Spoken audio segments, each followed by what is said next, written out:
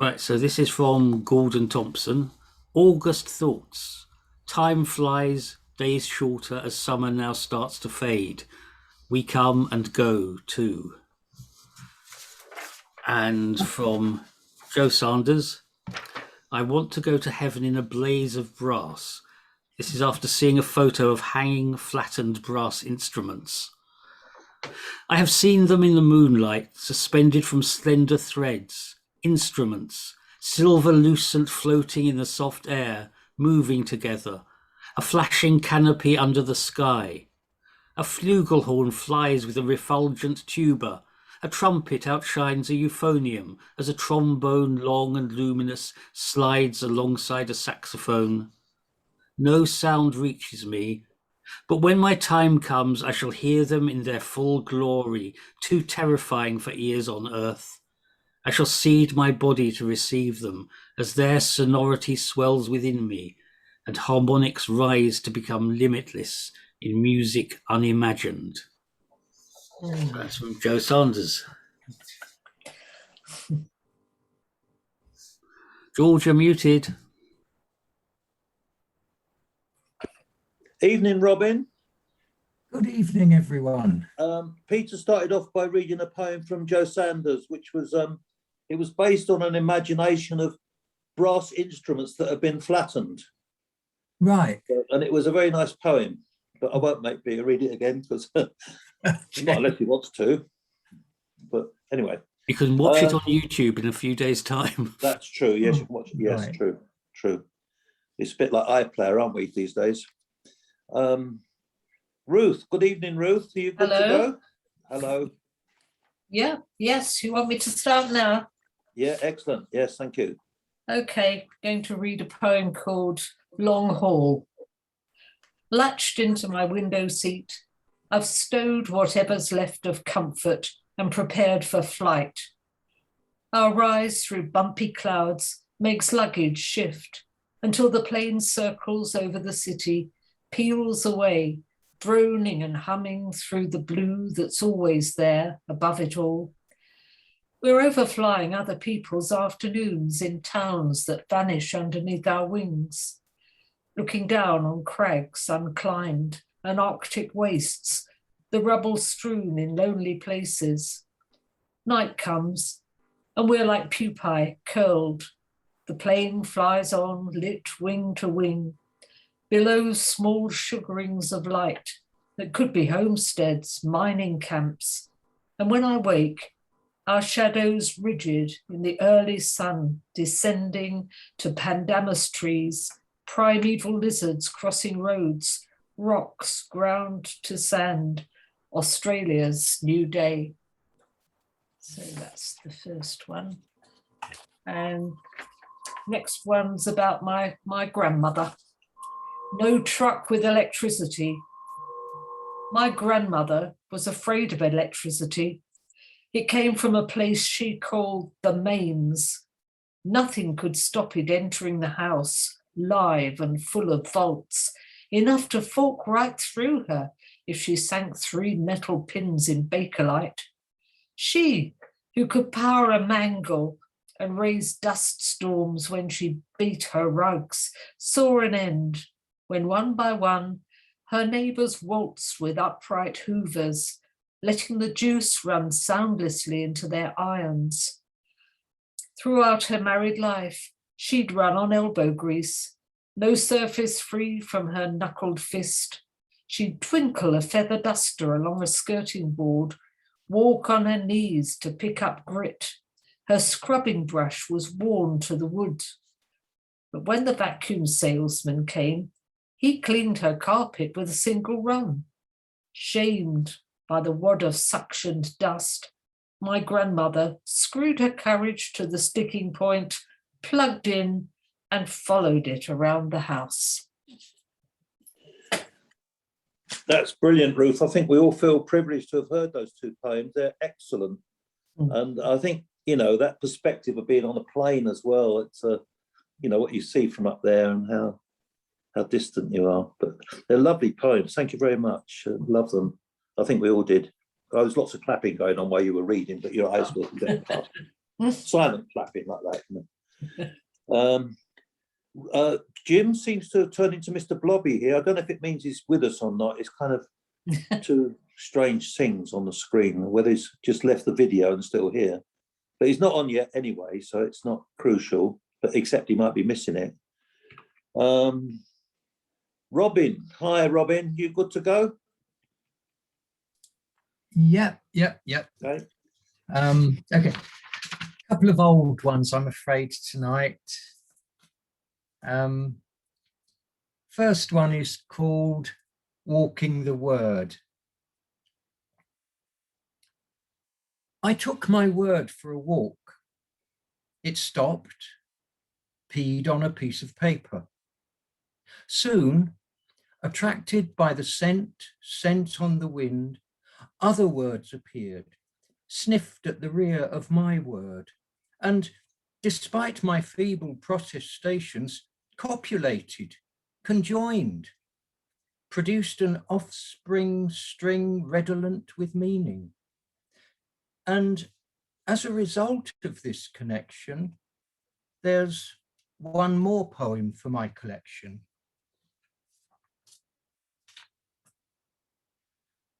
And the second one is very much on the same theme, and it's called Sweet Words. I like words, like to pop them in my mouth, suck and savor the syllables, rattle consonants against my teeth like striped humbugs on a winter's day, explode a bubble gum of plosives sticky over half my face, stretch and release the licorice strings of diphthongs, feel the sherbet fizz of fricatives upon my lips, the flavors of vowels caressing my throat as I dribble the nectar of gobstopper juices, rainbowed with meaning. Another two lovely poems, Robin. Fantastic. Enjoyed both those. Wow, we're getting some quality poetry tonight. Oh, Jim's reappeared on the screen. That's good. And we have Ted as well. Evening, Ted. Right. Now, it looks like it's Lorraine. Oh, and we've got Sue's joined us now. That's great. We've got Sue. So far, we've had Peter, who is reading for Joe and Gordon, and he's going to later reappear as Mohammed, magically be Mohammed. And we've also had Ruth read some fantastic poems, and Robin did as well. So, but now we come to my lovely friend Lorraine. Evening, Lorraine. You good to go? You're muted though, Lorraine. I'm not now, though, am I? No, you're not now. No, you're okay. No. I'll read this one and another one later on. And this is about having a hero, which everybody has, but it's always a different hero for each person. And this is called Hail to the Hero. Most state secondary schools give you a small sneak, a peek, a taster of ancient Greek. But unlike Eton and Harrow, the much revered public, it's rare a lingo you won't ever even try to write or speak. You'll see a few sculptures of contorted nudes, how are philosophers bending over and broods, stargazing astronomers and mathematicians, albeit your fate writing scanners, plumbers or electricians. Fast forward the years and, unexpected a surprise, your grandchildren have grease on the brain. Out of the blue, they appear oddly wise. The lockdowns have gone and they plan their campaign. The idea is to visit Athens and the anti-Paris Isle. First, rain checking the Acropolis, noting not yet is one column amiss. Then off to the island, renowned for its style, to search for their hero who vacates there in bliss. It's not Zeus, Socrates, or Plato they seek, as they search the terrain's every mount, nook and creek. They're sure that their icon doesn't live in a dump, as Tom Hanks invested well, just like Forrest Gump. As you know, he lives on that island in the summer for his holiday home. So that was my contribution. I've got a smaller one later. Good. Forrest Gump, that's their hero. No, they're there right now, you know, but Yeah. looking for Forrest Gump or Tom Hanks, that's right. So yeah, probably they think culture is something that grows in a petri dish, Lorraine. Do you think they think Greek culture is something that grows out of yogurt in a petri dish? Oh, never mind. Petri dish. Okay. Oh, yes, I'm Yeah. excited about those as well. Yeah. Mm. Sorry, that was my attempt at humour, but you know, it's come. We haven't got. We do have Mohammed, who looks remarkably like Peter. Okay, wait. Right, so this is Mohammed. Good evening, everybody. Elements of danger. Danger. Elements of it. Nobody knew how much of it there would be years back. To save a child was virtue. That remains a fact to this day. To the soldier, himself tired of continuous duty, seemingly endless duty, in a land of hills and dust. Danger. When the Chinook got surrounded, when shells exploded, heartbeats beat on with boot thuds, nights when clocks dragged it all out. All things come to an end. The soldiers are going back, their danger wiped out. But the children in dread continue to stare, often with raw fear. And then the Boris Limerick, and I'm not going to try and do a Boris impersonation as Mohammed does it so well. This is Boris with my boasts. I roar with all my Tory toasts. When foreign policy is in tatters, what really matters is my dramatic Afghan Twitter post. I think you managed that very well, Peter. That first poem was so powerful, though. It's a very, very good comment on what's going on. Wonderful poem. Yeah. Oh, poetry. It was amazing. That was such a good poem, actually. It was. I think you read it really well, Peter. It was really beautiful. Yeah. Yeah. I mean, I was reading a quote by Wilfred Owen the other day about, you know, poets tried to speak the truth, and I think he did there. It was a very good poem. Now, Sue, it's your turn, in fact. But you're muted. You have to unmute. You're muted, Sue. There we are. That's it. There you go. On my laptop. I have an iPad for this, and my laptop I use for music. So I hope you can hear me okay. You're coming through lovely. Very All well. right, that's good, because I had to. My iPad started doing an update just as I started. I thought, oh God, I couldn't stop it, so I had to Right. get my laptop. I'm sorry I'm a bit late. Don't worry. Okay, I've got a couple of poems and new ones. There's a new one here called Feral. Okay. Rain coming, my computer says, and looking through the window, I can see it's here. The house is summer quiet. My wrists are stained a shade of bile from clawing through tomato plants, the greenhouse savage, like some rampant Eden, choked with sudden, pungent leaves. My morning coffee smells of fox. Her musk still lingers on my gardening hands. I have no interest in the day, the myriad pointless tasks, laundry in its basket squats. My needy, boyish cat headbutts my legs, trails round my feet, resorts to angry, silent screams. But I must hunt down words while everything's transformed, as rain pours brutal onto paving, soaks like hyssop into soil. This is my art, to scavenge words and chew them, bite them, pierce them for their salt, hold their bones up to the light. Thank you. This is about a bluebell wood. Someone told me that about a visit to a bluebell wood, and she in her email she'd had a line, and I just borrowed it. So I started this from that. It's called Quiet. So quiet, but for the singing of the birds, their happiness, the happiness of spring, of resurrected leaves, soft filtering the morning sun.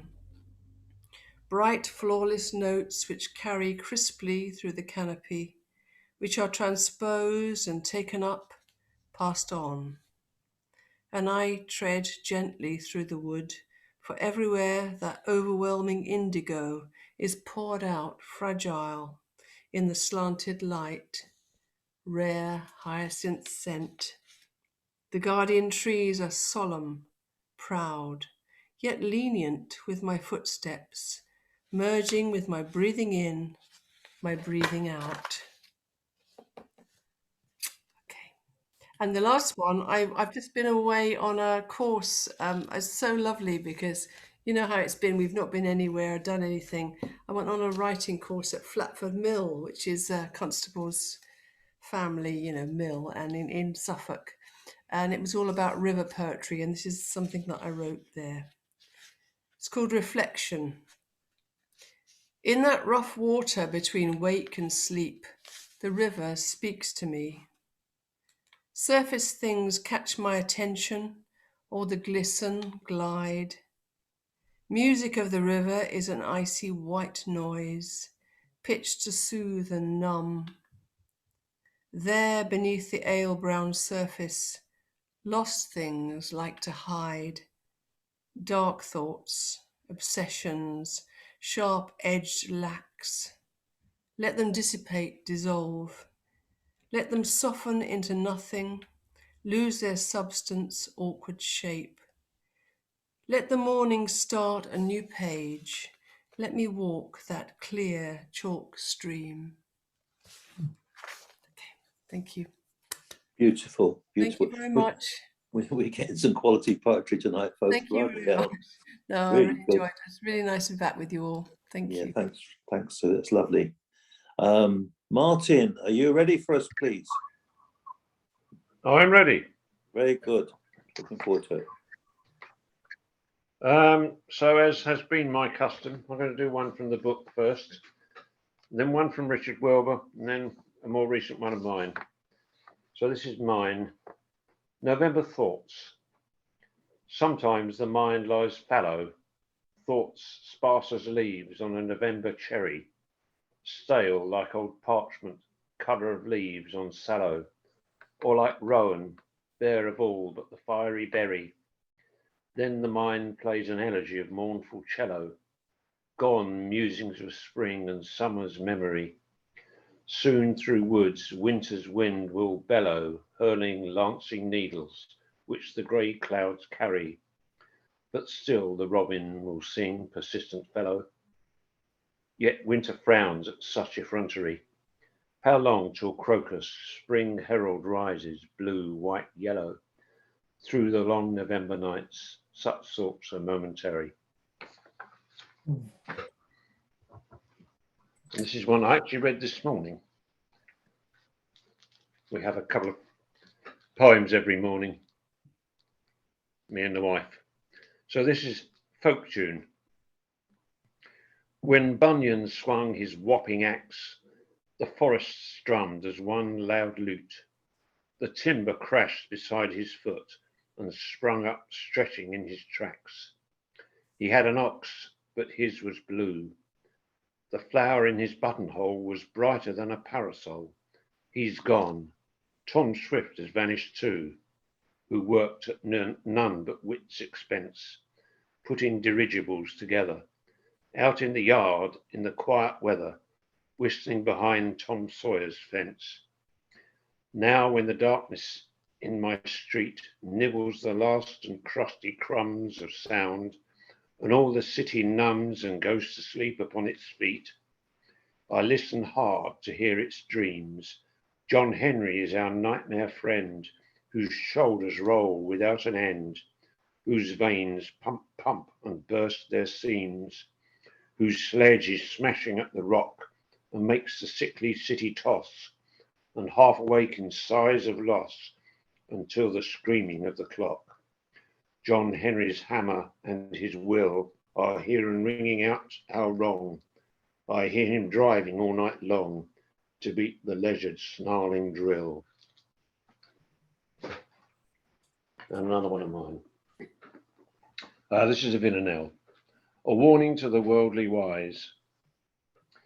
Steeped in the wisdom we infer, which stems from new and modern ways, the more they learned, the worse they were. For truth or light, they will not stir, preferring darkness to the blaze. Before the judge, we can't defer. Discarding ancient truths, the spur of mammon filled their days. The more they earned, the worse they were, until sad corpses we inter.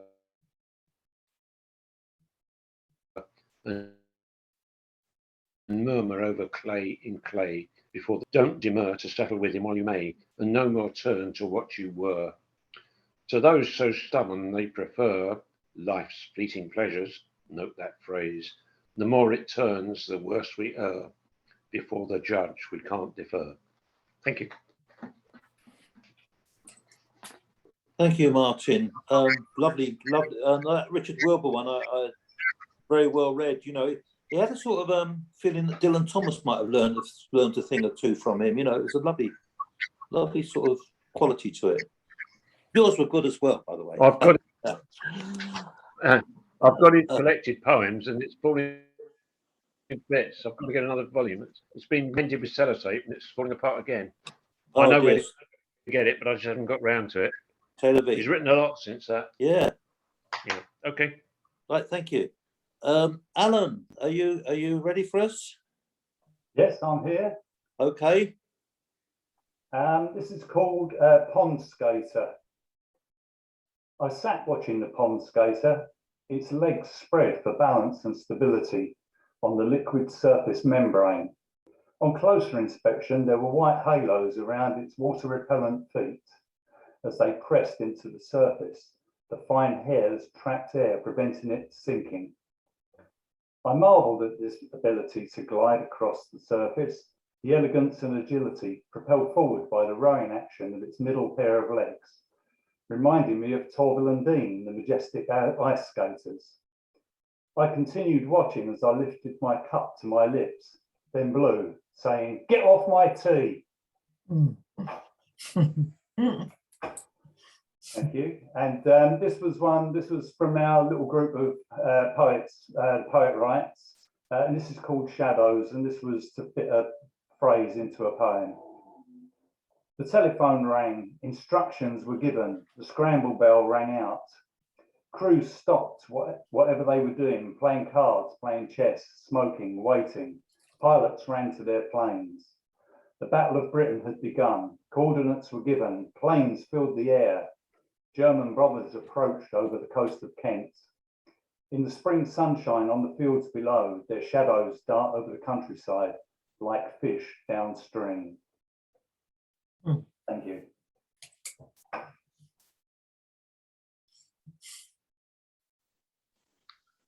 As it happens this evening, we've got loads of time. So if anyone wants to fill their boots, you know, with poems, please do, because we've got everyone I've heard tonight's been amazing. So, you know, we could get some really good poems out of this if anyone's got a little stock there that they want to deliver later on. We could. So I have another short one if you want. Yeah, that would be excellent, Alan. Thank you. I think I'm not sure whether I've read this one before, but it's called A Clan of Worms. Convulsed, repulsed, they coiled and roiled, lithe they writhe, then slither hither, twist and turn this humble worm to slip and slop, moving sluggish and thuggish. They compost all my garden rubbish. Dug into my veggie plot to further writhe, sliver, slip and slop, probing then to recoil, they aerate my garden soil. Freedom found deep in the loam, they twist and knot in their new home. Thank you. Excellent. If you can dig it out, can I put in a special request, please, for part 2, which will be your snakes poem? I mean, you're the master of the collective noun for snakes. If you've got it handy now, that would be wonderful. No, so I'll have to have a look for it. I'll try. Okay. I'll have a look for it, and then yeah, that'd be good. Part 2. I don't want to ambush you on anything, but it's a very good. I love that poem. The okay, snake no one. problem. No worries. Yeah. Okay. Zainab was due to join us this evening, but hasn't arrived. But we do have Jim. Jim. Hi, I'm just actually going to leave for about half a minute. You'll still see me. I've got to go to my drafts where I can read it from there. So you'll see Okay. me, but I can't see you. That's fine.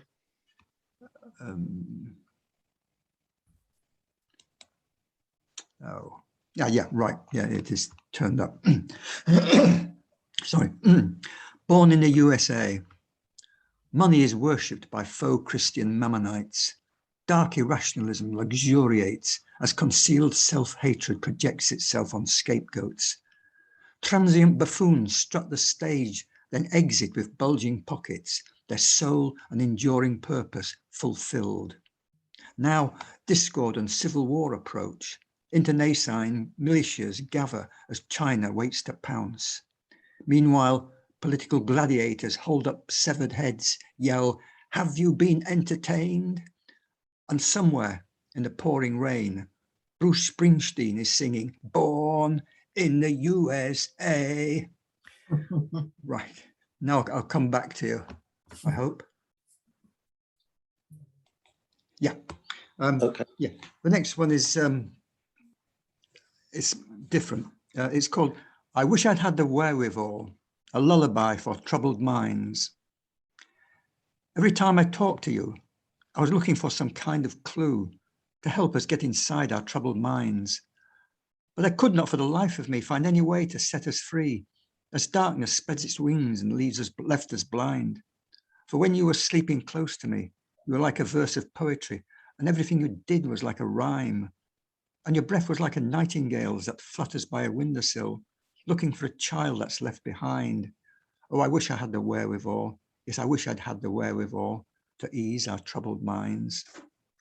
The final poem is quite short, actually. It's if it is a poem, it's called "Carved on a Tombstone in Whitby Cemetery." To Vanessa, the virgin vampire, fangs for nothing. So, Thanks for the memory. Very good, Jim. Thank you. Loved it. Well, Ted, can you follow that? Ted, can you follow that, Ted? You're muted though, Ted. You're muted, Ted. That's it. Not now. No, you're not now. Can I match that? Without a doubt, no. I know my limitations, and at the moment they are many.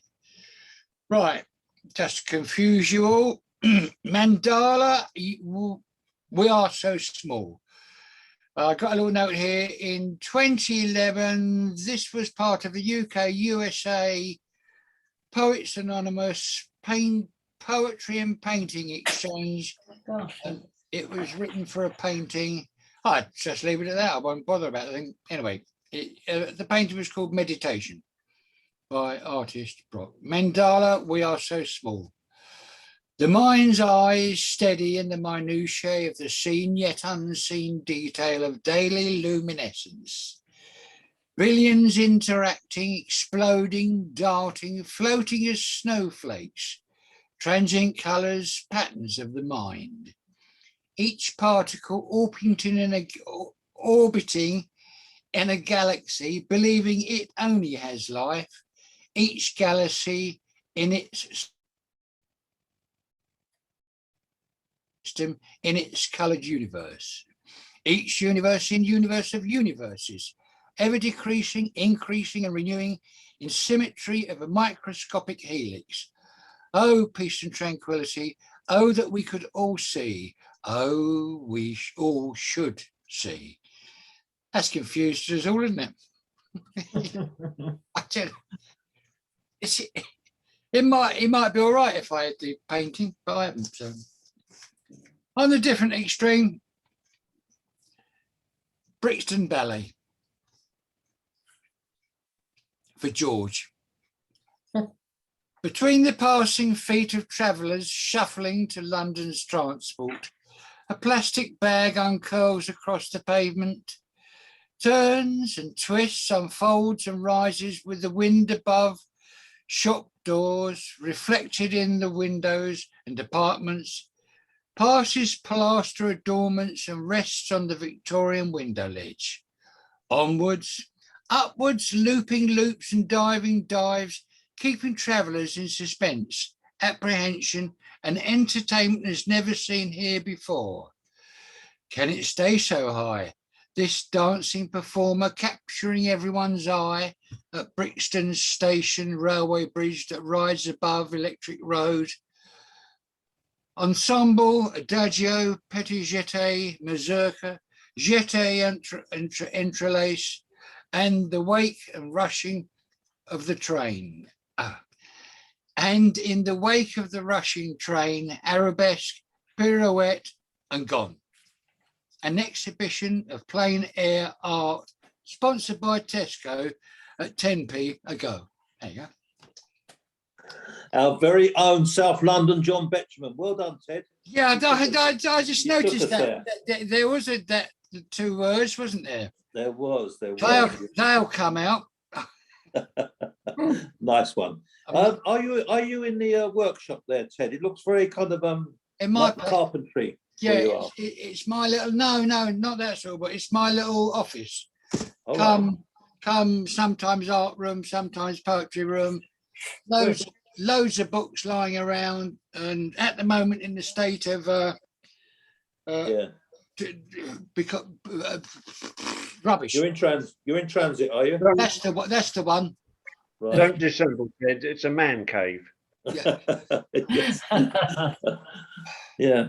Yeah, okay. I believe it. Anyway, love to see you, Ted. And you guys. Unfortunately, you've almost come round to me, but it's Peter first. I'm easy. This I'm is going to Peter mute. Peter as Peter. I don't love you anymore. I've got. Right. Right, I'm going to read one poem by Paul Durkin called Old Lady in a Wheelbarrow, Haiti, January 2010. In the port of Kinsale in the summer of 1948, an old man squeaked along the quays in the sun in a wheelbarrow, wheeled by anyone with a heart to wheel him. At 3 years of age, to my eyes, he was older than time, unbearably sad, unbearably beautiful, unquestionably unconquerable. Although I loved my parents, they were puny and petty compared to the old man in the wheelbarrow. Just as yesterday, in Port-au-Prince, after the earthquake in Haiti, through the streets of the apocalypse squeaked an old lady in a wheelbarrow. Past a charred skull with its teeth intact, smoking a cigarette, and a 2-story boutique and keeling over, about to go down. An old lady who, although at the end of her tether, exuded the same grief, the same dignity, the same beauty.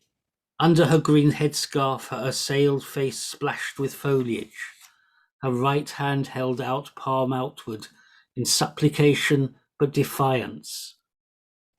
Like all the women of Haiti, in defeat she is unconquerable. Great is her Izzat throughout the world, being able to see her progress through hell under a night sky strewn with petals. I am a child aged 3 years again, teeming with belief in the miracle of life again. Oh, who, when the night of this world is past, O old lady of the wheelbarrow, pray for me. Wow. We've been to Afghanistan and now we're in Haiti. Very good, Peter. Well read. That it, you're going to have a rest till part 2? That's it from me now. Okay, it's all down to me then. Ted, just for you, a football poem, sort of football poem, and it's called I Don't Think It's All Over. It's the game of games. Who will take the crown when time has been used and the scores are the same? One nation is up and one nation is down. Why should the ones who don't score take any blame? When time has been used and the scores are the same, a penalty shootout will need to pertain. And after such struggle, there should be no shame. One nation is up and the other is down, yet they deserve our respect and they've earned their renown, but are savaged because they are black or they're brown. Why should the ones who don't score take any blame? The cowards who hate but won't give their name don't merit a share in our pride at their fame. There you go. I know that's something close to Ted's heart and something he's worked on for years, and to, you know, and to kick it out for football. This is one I just did, if I can find it. Yeah, this is called Things to Make One Cry. What do we know of nature when we treat it like a skin, to be tanned or boiled or pierced with all the things within? First, we ripped out all the carbon from mines deep underground, built our cities and our railways, sending black smoke all around.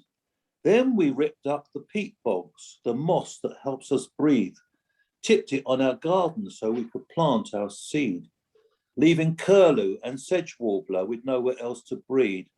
And on the oceans we drilled down, sucking from the seabed all her gas and oil, to further heat this fragile globe with roads for car and lorry, drying out our Earth's green robe with not a sign we're sorry. So anyway, I could do another one if you want, because we've so much time. Just one more then. Yeah, this is called The Quiet Road. His Quiet Road, rather. This comes out of, Alan mentioned earlier on, our little poetry group we do online, a few of us. It's called His Quiet Road. It was a quiet road leading nowhere, a contemplated life behind stone walls, thoughts focused on heaven and the words of the one who taught. For this, earthly love was forsaken, the joy of a baby's smile abandoned, for a cold cell and a garden to tend, for chants that echoed down through time, for a hair tonsured and a brown robe, all for other treasures when people thought he trod a quiet road leading nowhere. So there we go. So it's we can all unmute now, folks. Right, yes, so I will be Mohammed again with The Diadem. Love is a precious diadem, really can't live without that. The waning summer confirms it can't continue without August sunbeams. I couldn't find love many years, days ending without it made about as much sense as a river meandering to a desert. It shines through the gloom of a sleepless night or any nightmare. Screeching foxes and lost bats flapping cannot drown out its best dream sound flute. It is most necessary to crown all the glories of earth's lifelight, to be at the top of cares and caresses, and never to seem dull or dimmed. Wow. I like that. Another good poem, isn't it? I don't know if you're reading, but it's another lovely poem from Mohammed. Oh, it's Very Mohammed's good. writing. And Mohammed's writing, yeah. Mohammed's Combination. writing. Good delivery, good writing. Very lovely poem. That's fantastic. So we come on to Ruth, if you're ready, Ruth. Yes, I think I've only got one or two. I'll read one or two from my book. Okay.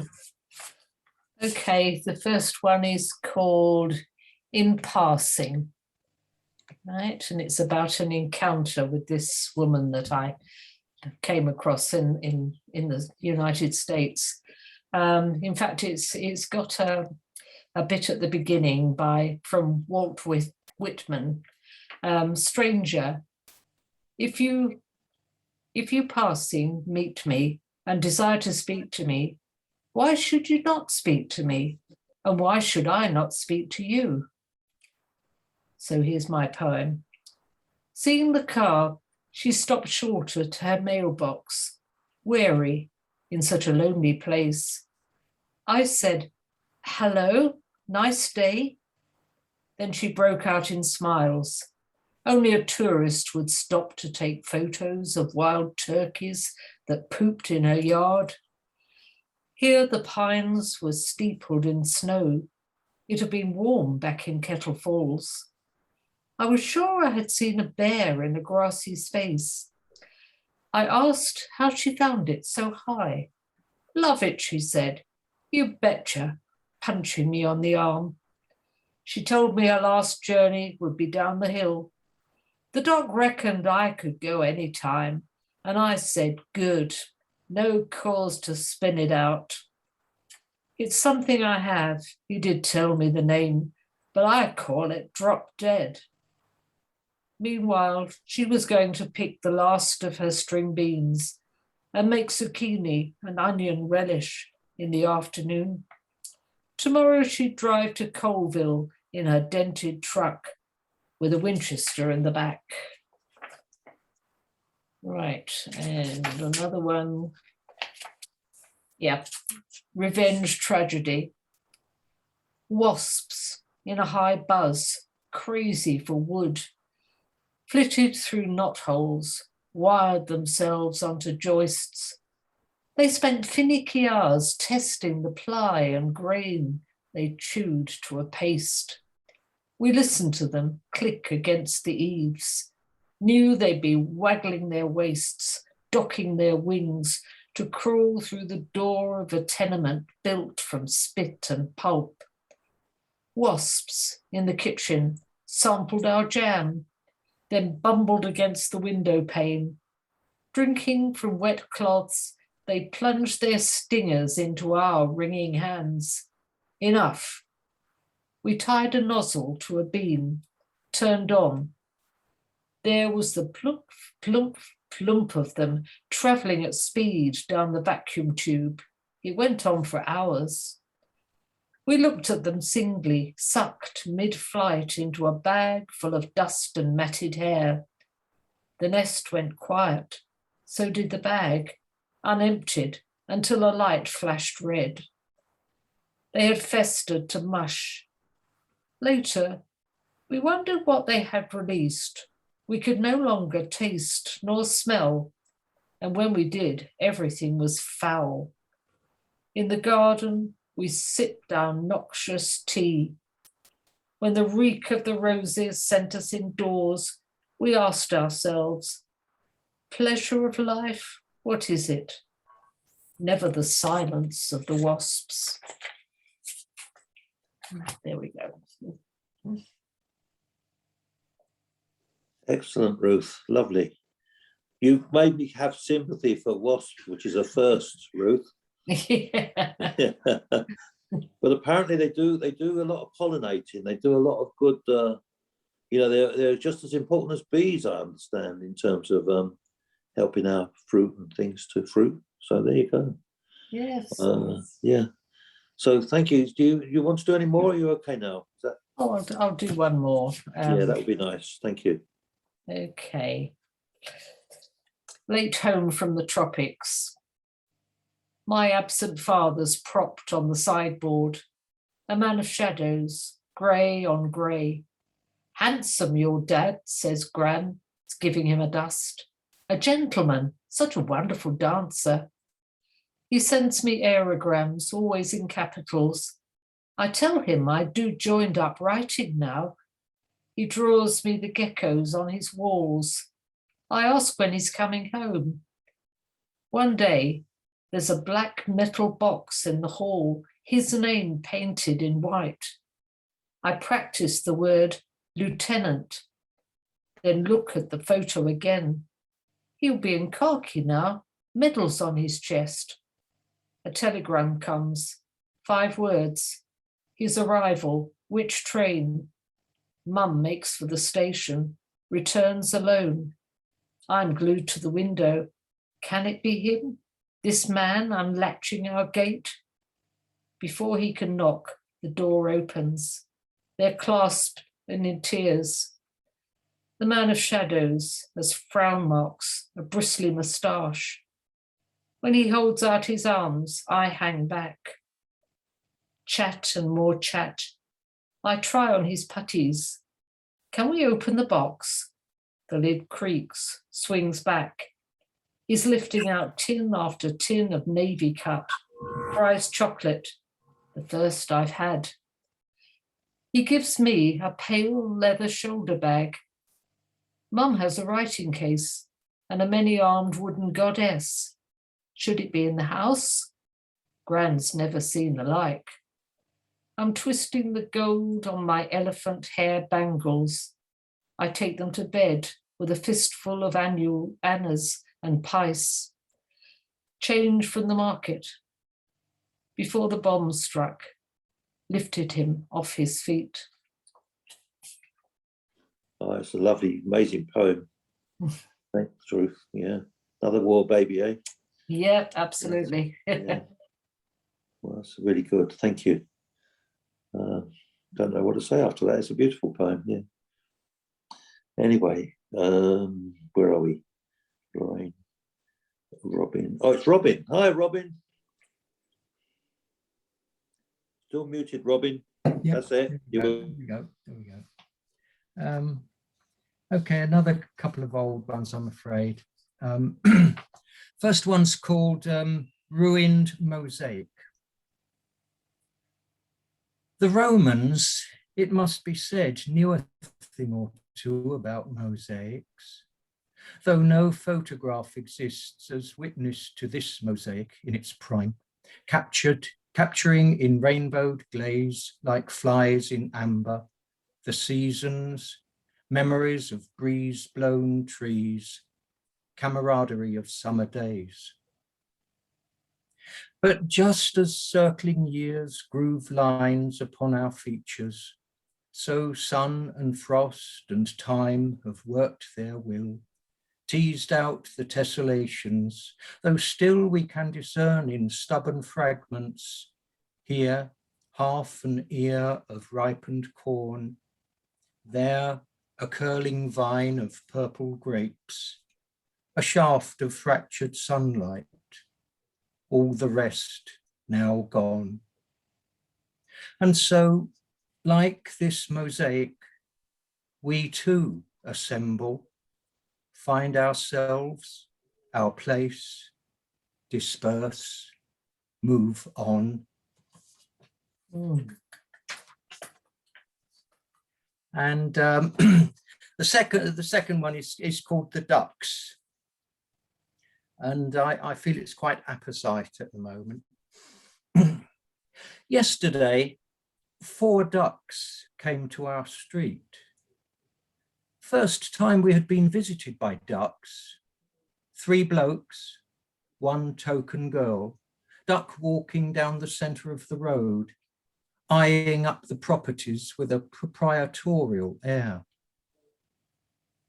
After that, they squatted on the pavement, conversing quietly in duck speak, as they do. When next we looked, they'd vanished as silently as they came. Bemused, we watched from windows, wondering, was this just a random visit or a scouting party in sneaky preparation for a full-scale duck invasion? Mindful of when the squirrels came, and just as a precaution, we boarded up the windows, began to pack our bags. That's it. Wow, it's very nice. Thanks a lot, Robin. We've got 2 Egyptian geese in Wandle Park at the moment, and they always seem to go in pairs. They seem so faithful to each other, you know. And they're not. They spend most of the time walking around on the grass, not on the pond. They quite like being in the park, so they're quite remarkable. Anyway, that was very nice poems. Thank you very much again. Feel free if you want to read any more, but okay. So we're with Lorraine. Lorraine, hi. You're muted still, Lorraine. Yeah, I'm not now though. I'm sorry. I let my battery go down just before, but I'm online again now. I'm going back to the Olympics, but not the recent one. This is an old poem I wrote, and I'm not an enthusiastic person that watches the Olympics or anything.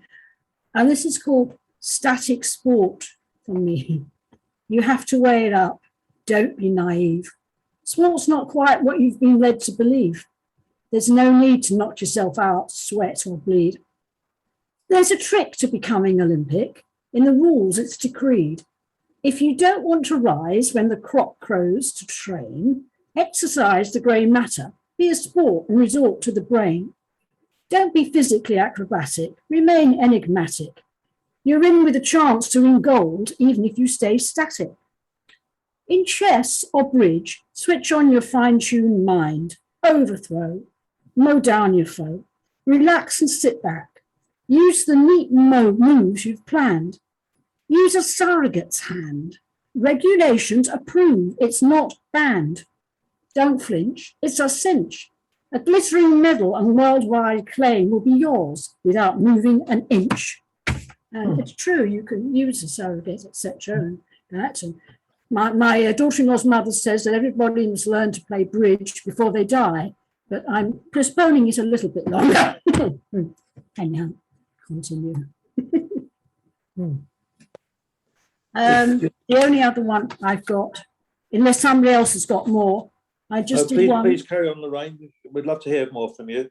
Well, this is from the theme that the Croydon Library Group with Debbie and Mary have, and the last one was growing. We had to write something on growing, so mine's called Brand New. They were many years overdue, and when they arrived brand new, they just grew and grew. Their forebears were caught just in time to inhibit the mould. A slice of new life was fired into the old of the fold. Each neonate knew it was loved, be it a scholar or sport. It was no disgrace to fail any 8 or more GCEAs. Not the mark its male lineage had sought, though the female link saw athletics grab all the praise. Each pedigree side had an intuition. Was their counterparts, deoxyribonucleic acid, flawed? Each consummate ancestor drew suspicion that their very own perfect breed was ignored. So it was when they, the grandparents with the new babies said, oh, that's not after me if it does that, it's more. I remember, that happened when my grandchildren were born, and the other side would say, it doesn't look like you, it looks like us, and if it's better looking, it would look like they're here. So that's what it was. It's about grandparents and what they discuss. That's Right. all from me. Thank you, Lorraine. I always have to admire someone who can get the whole name of DNA out in a poem. So well done. Yes. Well, it was forever on my brain when I did my degree, which was BSc in health, and it's all about genetics and the DNA. So I Yeah. dream of it half the time. Mendelssohn and Crick, was it, or something? Yes, that's right. Crick and Watson and Crick and Rosalind Watson, that's right, Franklin. Sure, Yes. really did it well. Yeah, Yes. Okay. So thank you very much, Lorraine. you're welcome. Martin, have you any more for us, please? You're muted. Oh, that's it. You're with Yes, us. I'm not muted. I've just unmuted. No. Something funny with my computer, because I've gone frozen, and Lorraine is now George, and George is Alan, and Alan is Jim. So I don't know. You've got a I don't gender bender. You've got a gender bender computer there, I think. Anyway, I will read. This is one I wrote apparently in 2002. Shades of green. Will these plants too be blown or washed away, submerged by waves and mouthfuls of hot air, and doomed to play out half-lives slow decay? These nuclei may soon become as rare as coal-fired plants, while fashion's changing wind revises landscapes, leaves their places bare. Until in time our present plans are binned, our active radio's judicious leaks prepare for changing climate, underpinned by coded messages our master speaks, the body politic, biology incomprehensible. In years or weeks, these three-blade windmills reproduce. See how fast they fill our green and pleasant land.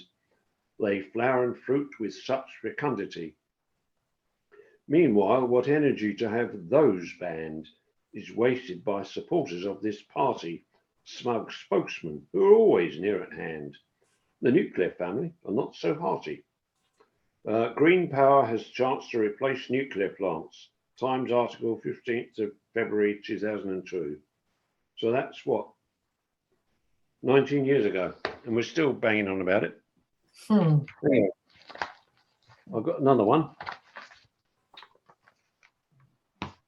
And this is on a completely different subject. This is the Firebird, and it's the Stravinsky ballet, which was on the proms recently, I believe. Anyway, this is a rather personal poem.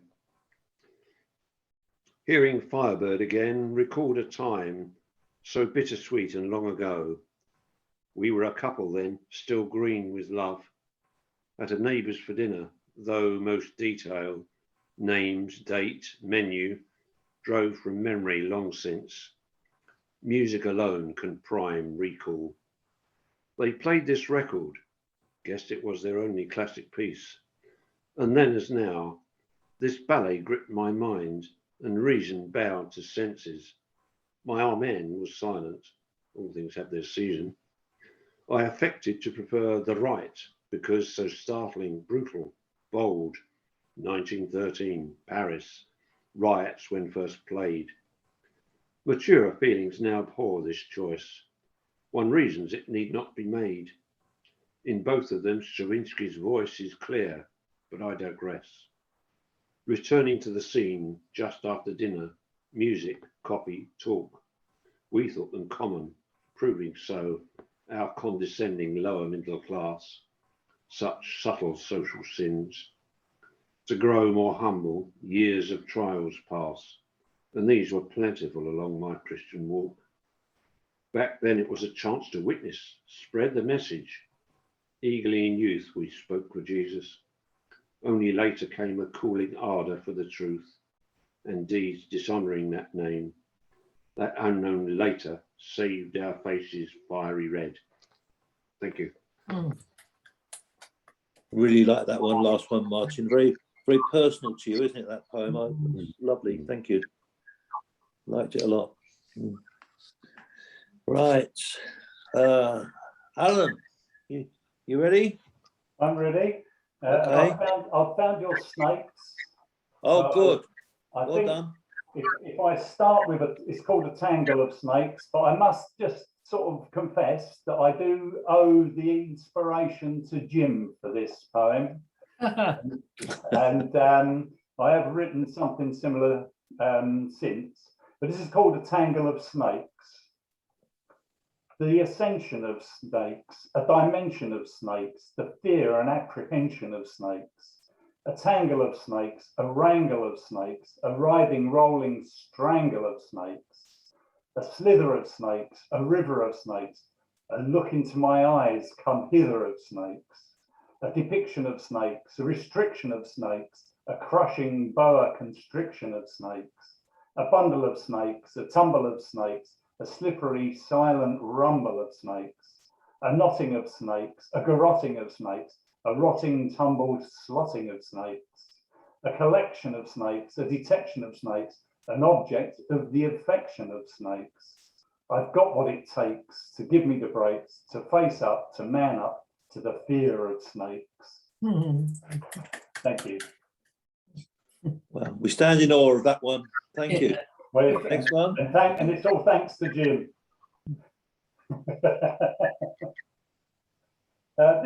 This one's a thought-provoking one. It's called The Universe Directs Me. The universe directs me. It has my best intentions at heart. I follow unquestioningly and play my minor part. The universe directs me with gentleness and love, protecting and guiding me. I travel my own unknown path. The universe directs me, but things don't go my way. My ego and personality have now come into play. The universe directs me as I let all faults go. Life becomes more balanced and love begins to flow. The universe directs me. I thought I'd lost my way. Its direction is within me, so on my given path I stay. The universe directs me. Everything is now as planned. It comforts me and nurtures me and protects me with its hand. Thank you. Thanks, Alan. That's all right. And Another I have one more, which again was written for the Croydon Poetry, again on growing. And I've chosen hair as my sort of specialised subject, being as I don't really have too much of it. And this is called Vanity. Standing in front of the mirror, he stares and stares and stares. With his clippers and tweezers, he's looking for elusive hairs. His eyebrows have gone wayward, going where they want to go. There are tufts in his ears and long grey ones from his nose. He owns all the accoutrements for the perfect coiffured face. The problem is, now at his age, they grow from any old place, except that is where he wants them. They have now gone from his head. It feels like he got up one morning and left them on the pillow on his bed. But armed with clippers and razor, he keeps most of them in check, even the most prolific, that's right, the ones that grow on his neck. He has turned from a curly kid to beardo weirdo, then a perm and moustache, to having a body covered in unwanted hair. The whole thing is such a farce. But he plucks and shaves and trims, but can't bear the thought of waxing. Every morning he smiles into the mirror saying, looking good is so taxing. Now he sits eating his breakfast as light reflects on a mist hair on his nose. Then he gets his trusty tweezers and back to the mirror he goes. Thank you. Thanks, Alan. Hair today, gone tomorrow for some of us, I'm afraid. But never mind. There was a Scottish comedian who did a sketch. I can't remember his name now. He had a kind of comb over. Then he had the tweezers and pulled hairs out of his nose. And it all came off his head and disappeared. He went completely bald. I don't know how they did.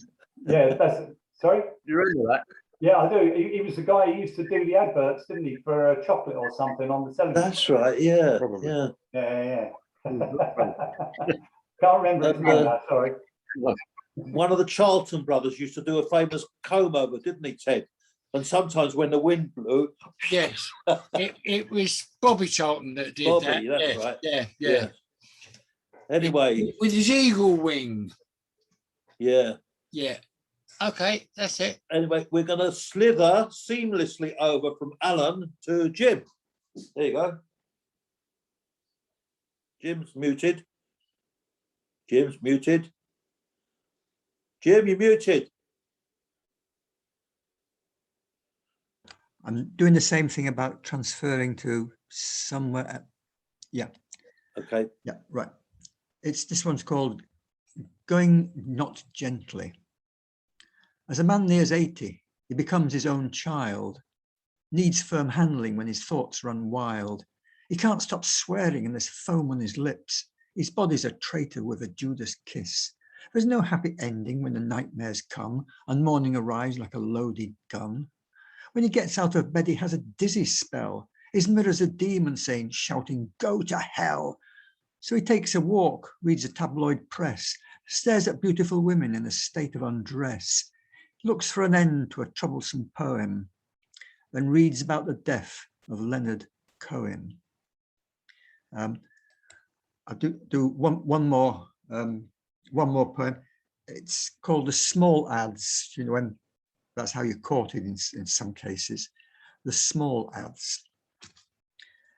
Bachelor, widow, late 40s, 50-ish, still got it, sensitive, wants to meet females 16 to 85 plus, likes fine wines, haute cuisine, with good pair of knockers, shared continental holidays, who does the business, yearns for soulmate and then some, with detached house, must be a Millwall supporter, no time wasters, please.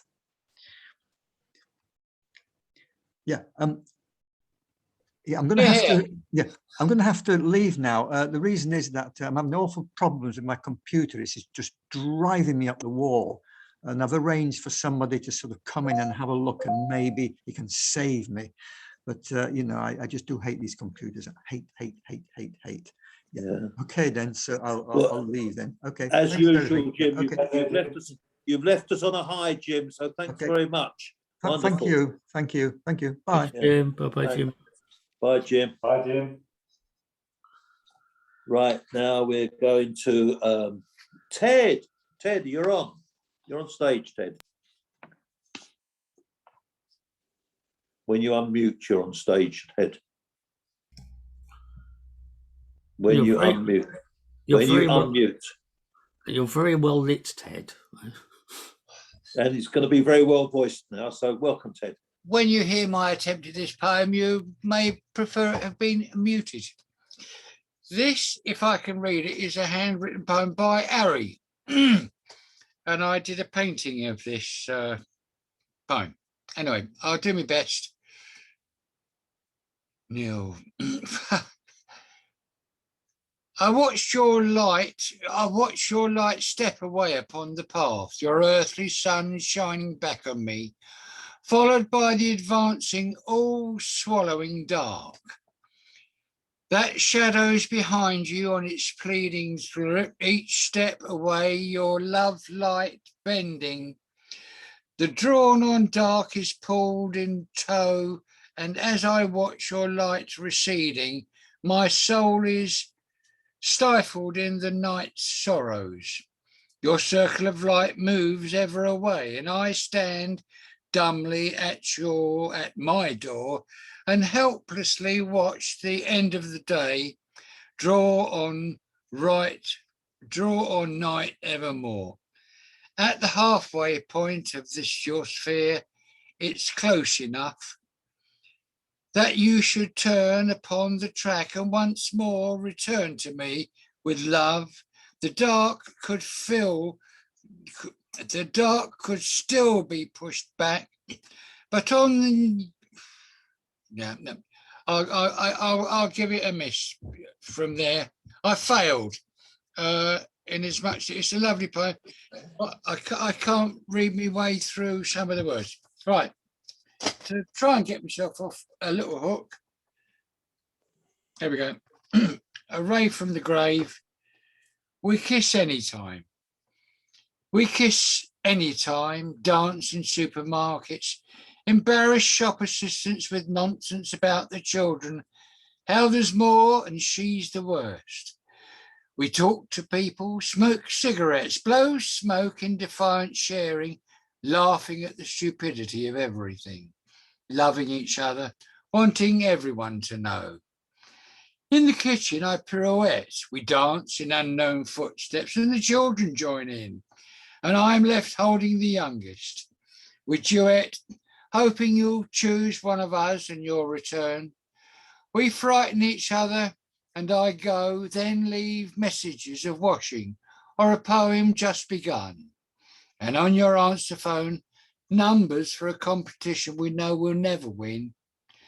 We return from work subdued, frustrated by indifference, listen to each other into the night, not sharing anything we should, nor are we starting anything we should. Our warmth dissipates problems in our sleep, and I kiss you anytime. There. Hello, you gone. Ari's poem was just as lovely, but it wasn't typed, so I'll have to get a typed copy of it. I think we could tell it was there's a lot of affection in that. From what you read, you could tell that was a very affectionate poem. Oh yeah, it goes back 100 years. Yeah, but you know, it's difficult to read someone else's work anyway. But you know, if it's handwritten, it's even more, because I know Ari's handwriting. So you did personally there. For that one. Yeah. Yes. It's when there's a stylized letter, which might be an R, it might be an N, it might be an N. And no matter how hard you try and work it out, it doesn't behave itself. Well, poor Mary has to type up his poems for him, and I don't know how she does it really. Oh yeah, she must be an angel sent from heaven. Yeah. Right. So we've got round two. Peter again. Right. I'm going to read a couple of poems by John Betjeman. Okay. Just because I did 2 words, don't you take them. And this is Love in a Valley. Don't gloat at me. Right. Take me, Lieutenant, to that Surrey homestead. Red comes the winter and your rakish car red among the hawthorns, redder than the hawberries, and trails of old man's nuisance, and noisier far. Far, far below me roll the Cauldston woodlands, white down the valley curves the living rail. Tall, tall above me, olive spike the pine woods, olive against blue-black, moving in the gale. Deep down the drive go the cushioned rhododendrons, deep down, sand deep, drives the heather root. Deep the spliced timber barked around the summer house. Light lies the tennis court, plantain underfoot. What a winter welcome to what a Surrey homestead. Oh, the metal lantern and white enamelled door. Oh, the spread of orange from the gas fire on the carpet. Oh, the tiny patter, sandalled footsteps on the floor. Fling wide the curtains, that's a Surrey sunset. Low down the line sings the Addiscombe train. Leaded are the windows, lozenging the crimson. Drained dark the pines in resin-scented rain. Portable lieutenant, they carry you to China, and me to lonely shopping in a brilliant arcade. Firm hand, fond hand, switch the giddy engine. So for us a last time is bright light made. Local one. And another much shorter, in a Bath tea shop. Let us not speak for the love we bear one another. Let us hold hands and look. She such a very ordinary little woman, he such a thumping crook, but both for a moment little lower than the angels in the tea shop's ingle nook. Wonderful, Peter. Very well read as well. It takes us right back to the sort of 1930s, doesn't it, when you Yes. hear It does. Yes. It does. I think they called him the last Victorian, and you can understand why. He's Yeah. wonderful. He was brilliant, and I say it's a bad habit. When you start reading him, you end up end up writing like him, and of course, forever every poem you write in that style, you're Yeah. cribbing off a bitumen. Yeah, even if it's about Brixton, Ted, you know. Absolutely, yes. Well, that's it. Yes, he's so. And I guess you'd always fancied Miss Joan Hunter Dunn secretly, Yeah, hadn't you? Yeah, I Like have. you were I playing have. tennis. Yes, I'm Oh, sure. yeah. We all did. We all did. Yeah, it was those blue knickers. It was those blue knickers that did it.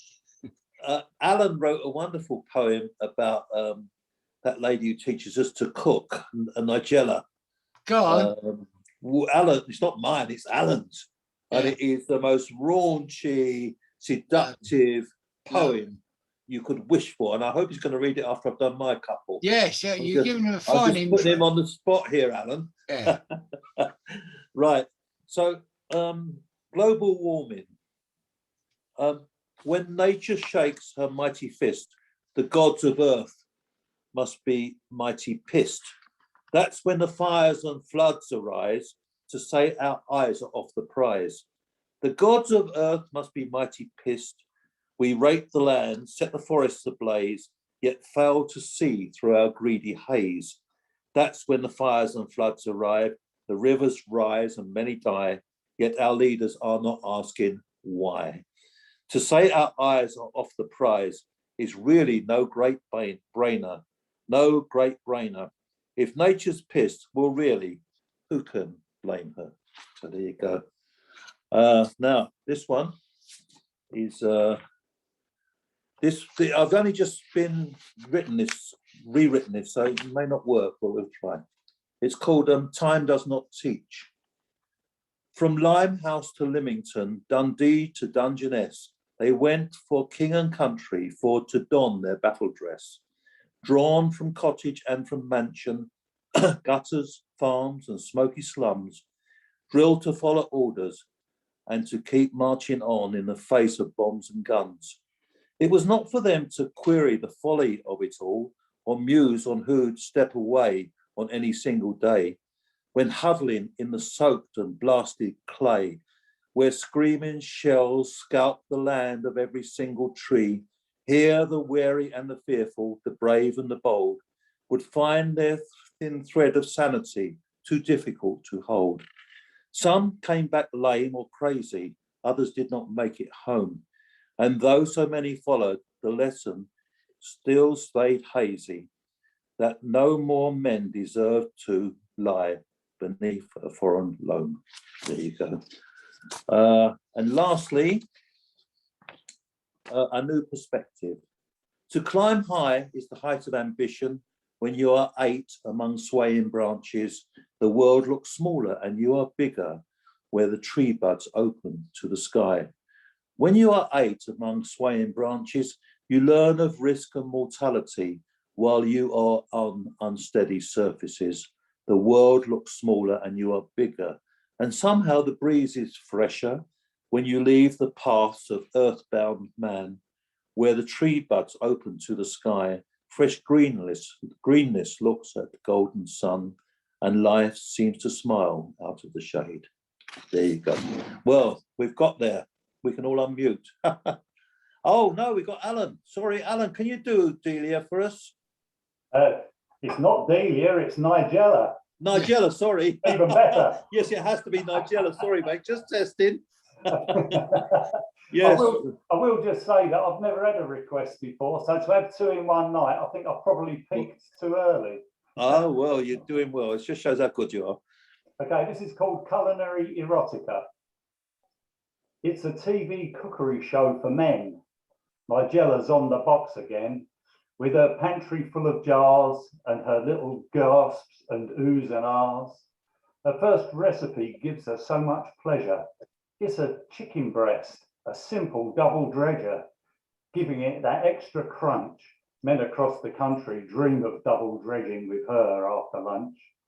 She then takes her first bite, hear her squealing with delight as she flashes her brown eyes from our TV screens. Male thoughts turn to something more obscene.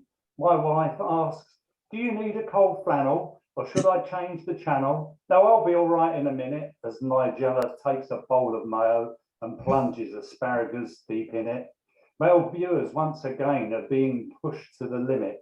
She lets out another satisfying gasp. We roll our eyes, smile and laugh. Now she's purring and fluttering her big doe eyes as across the country there are stirrings at the junctions of male thighs. The simplest things, like when she's slicing veg, can distract us from her curvaceous breasts. Undaunted, she continues her culinary sexual language, even if she's only knocking up a sandwich. But when she's finally finished with her culinary flirting, men will still be yearning for her culinary stirrings. Wonderful, thank you, Alan. Again, that is in the gym sort of mode, isn't it? Really, but well, I've been taking a lot of I've been given a lot of influence from him. He's your guru, is he? Yeah, I think he's turning into it. Yeah, Slightly less restrained than Jim. Yeah, yeah. Well, I don't know. He's kind of going on that road, isn't he, Martin? Yeah, I'm trying. Well, thank you for all the requests. I've really enjoyed this evening. I've had a good laugh, and it's been very relaxing. And you know, sometimes little is more, isn't it? Indeed. So I'm pretty little. Yeah, pretty little.